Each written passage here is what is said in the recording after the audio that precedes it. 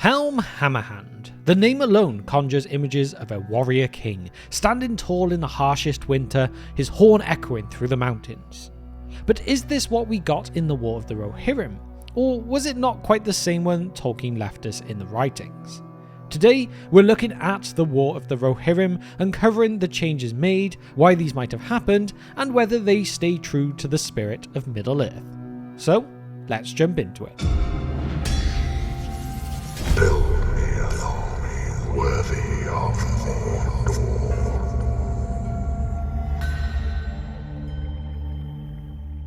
Helm Hammerhand's story is one of tragedy and heroism, set during one of Rohan's darkest winters. Tolkien paints Helm as a grim and determined figure, his tale rooted in defiance and sacrifice. His legend comes to us through the Appendices of The Lord of the Rings in only a few paragraphs, but they capture a brutal and desperate time in the history of Rohan.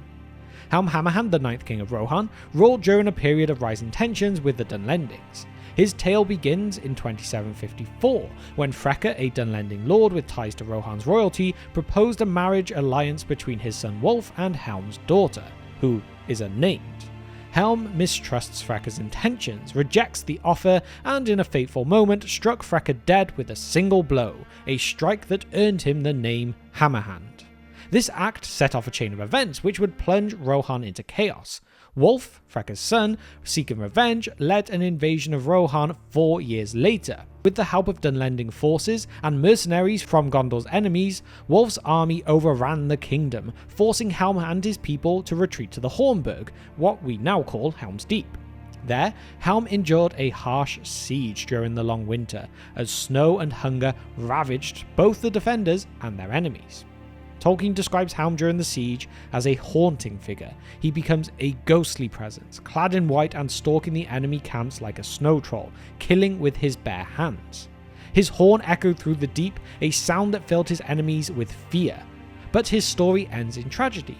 One night after venturing out alone, Helm was found frozen, standing upright on the dike, his knees unbent.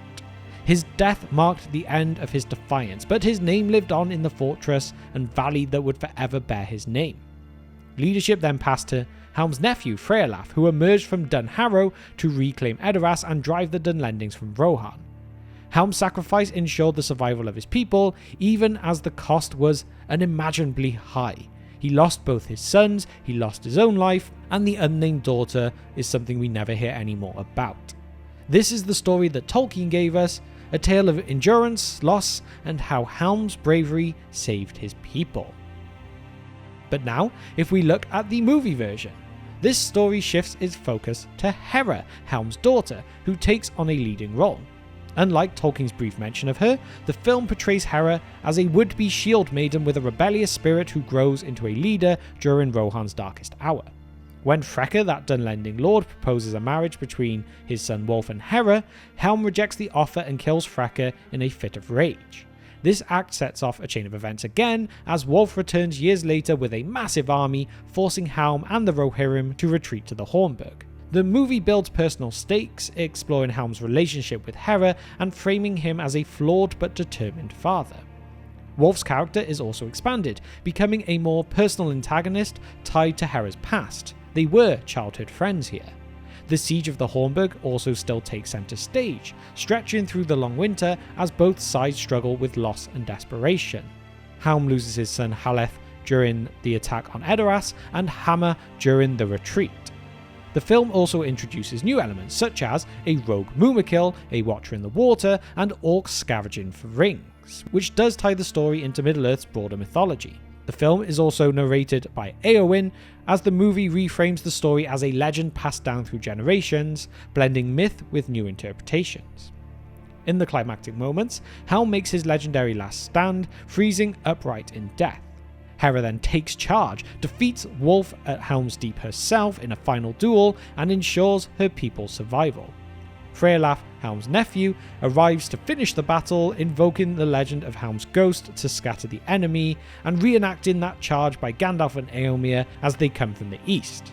While it stays rooted in Tolkien's world, the movie reshapes Helm's story into one about family, resilience, and the untold contributions of Hera.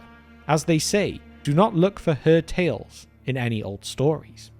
So, now that we've covered both of those pretty briefly, I will admit, let's dive into some of these changes, some subtle, others transformative. And there's no place else to begin than with Helm Hammerhand himself. In Tolkien's lore, Helm is a grim and solitary figure, a mythic warrior whose defiance becomes legendary. And the movie shifts this by humanizing Helm, portraying him as a father grappling with grief, betrayal, and the responsibility of leadership. His final moments, while still heroic, are given a more action-driven context, contrasting the eerie stillness of his frozen death in the original texts. Now, this is one personally I wouldn't say is good or bad. For a movie, you do need a bit more personality to Helm, but he is no longer the main character in his own story. Which leads us on to Hera, and her transformation from a nameless mention in Tolkien's lore to the movie's protagonist, which can definitely be considered the most significant of changes. She is depicted as a rebellious would-be shield maiden, navigating personal growth and her role in Rohan's survival. She is somewhat of a warrior, she is the fastest rider, and she seems very smart as well. Her journey very much introduces modern themes of agency, courage, and family loyalty, but this shift significantly alters the tone of Helm's story, like I said, making it a broader family epic rather than a tale focused on his defiance. But to look at Hera, we must now also look at Wulf. In Tolkien's account, Wulf remains a distant antagonist. He seizes Edoras and declares himself king. He sits back and rules. This movie, however, makes him a more central figure in the action. They introduce that personal connection as a childhood friend of Hera, and this adds emotional complexity. And his presence at the Hornburg changes the nature of the siege as well. This reinterpretation heightens the personal stakes, but strays from Tolkien's portrayal of Wulf as a straightforward usurper. If we also consider Frealaf, in Tolkien's lore, Frealaf emerges after Helm's death to reclaim Edoras and drive Wulf out. After all, he is the one that kills Wulf in the lore. The movie expands this character, gives him mixed heritage and a more active role in the conflict. His arrival at the Hornburg during the final battle very much echoes that Gandalf's charge at Helm's Deep, and provides a cinematic climax that departs from Tolkien's account. If we consider other characters as well, the inclusion of Lord Thorn, a traitorous noble who conspires with Wulf, this is very much a new addition as well. This subplot adds an internal conflict and heightens the stakes for Hera, who uncovers Thorn's betrayal and takes decisive action against him. Tolkien's version focuses on external threats, so this change really adds a layer of political intrigue that's not present in the original. The movie also incorporates creatures and moments not found in Tolkien's version as well. Think of the rogue Mumakil that Hera must outwit, the Watcher in the Water that now lives in Rohan, or orcs scavenging rings for their master, hinting at Sauron's rising influence. These additions all create visual spectacle and tie the story into the broad Middle-earth saga, but may well feel out of place for so many of us. But of course you can't have the story of Helm with looking at the Siege of the Hornburg. Tolkien's Siege is a desperate attrition battle marked by starvation and harsh winter conditions. The movie adds cinematic elements, including a massive siege tower and Helm's daring nightly raids. While these changes add action and drama, they do alter the tone of the original story, which focused on survival and despair. Admittedly, that may have been less interesting for a movie screen, but again, there are just more and more changes.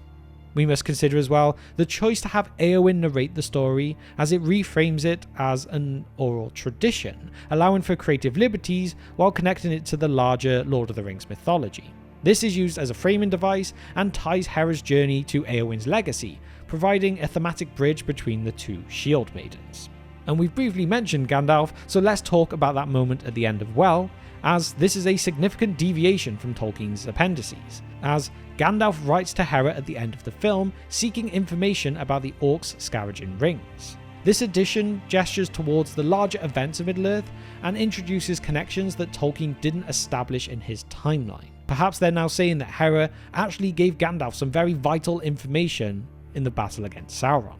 And finally, what about the tone of the story? I've touched on this a little bit, but let's look at it more closely. Tolkien's original tale is stark and tragic, focusing on Helm's isolation and sacrifice.